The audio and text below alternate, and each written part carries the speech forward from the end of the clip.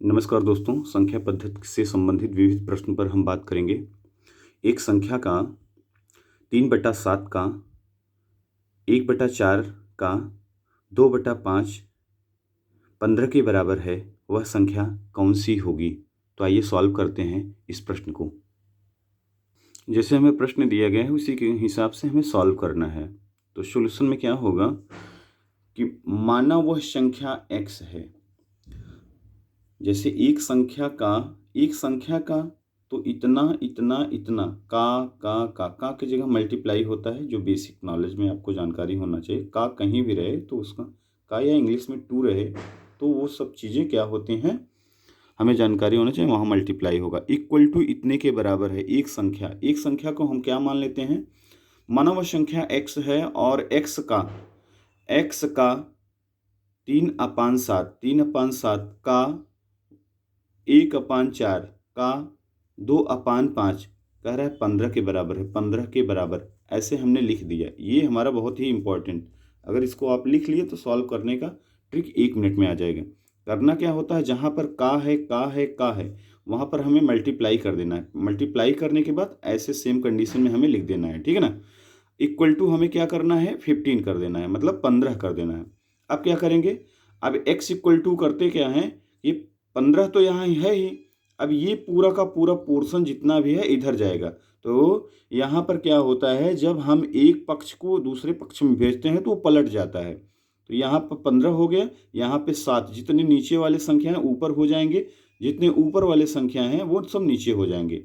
यहाँ पर मल्टीप्लाई, ये इधर से इधर हो जाए, मतलब इधर से पक्षांतर हो गया, ठीक है ना।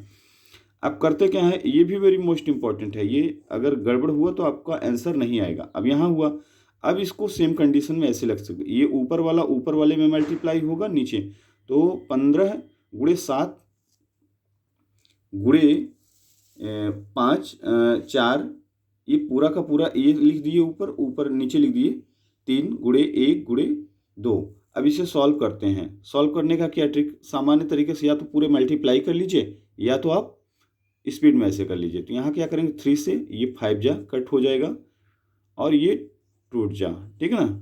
अब इसे x इक्वल टू क्या लिखेंगे, नीचे तो सब कट के 1 1 आ गया तो कोई मतलब ही नहीं, क्योंकि डिनोमिनेटर में 1 होता ही है तो उसका कोई मतलब, जो ऊपर है उसी को मल्टीप्लाई करिए। तो 5 × 7 × 2 × 5, तो क्या होगा, यहाँ पर 7 × 5 = 35 और 5 × 2 = 10, तो 35 गुणे क्या होगा 10, तो क्या होगा 350। ये हमारा आंसर हो गया, ठीक है।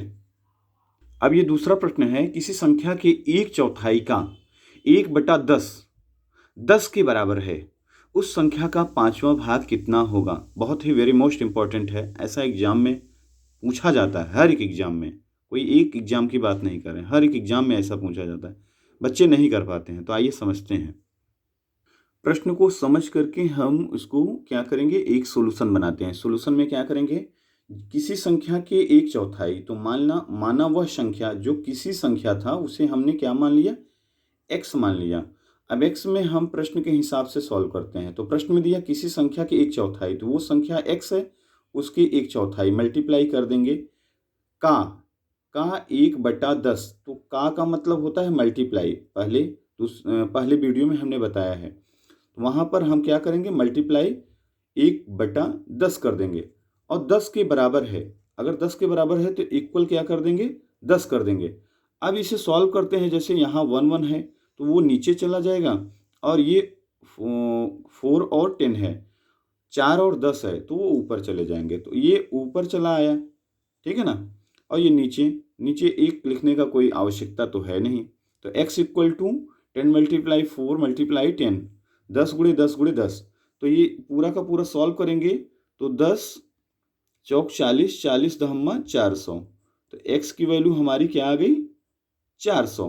अब ये जो x की वैल्यू आई है, वो प्रश्न क्या बोला है, किसी संख्या के 1/4 का 1/10 10 के बराबर है, उस संख्या का 5वां भाग कितना होगा। अब जो हमारी संख्या आई है x इक्वल टू 400, अब उसको कह रहा है उसको 1/5वां भाग क्या होगा, तो 5 × 8 = 40, तो x इक्वल टू क्या हो जाएगा, ये 8 तो इसका कट पिट के आया, अब 0 बढ़ा देंगे तो x इक्वल टू हमारा क्या होगा 80। ठीक है ना। तो इस प्रकार से x का 5वां भाग 80 होगा, ये हमारा आंसर होगा।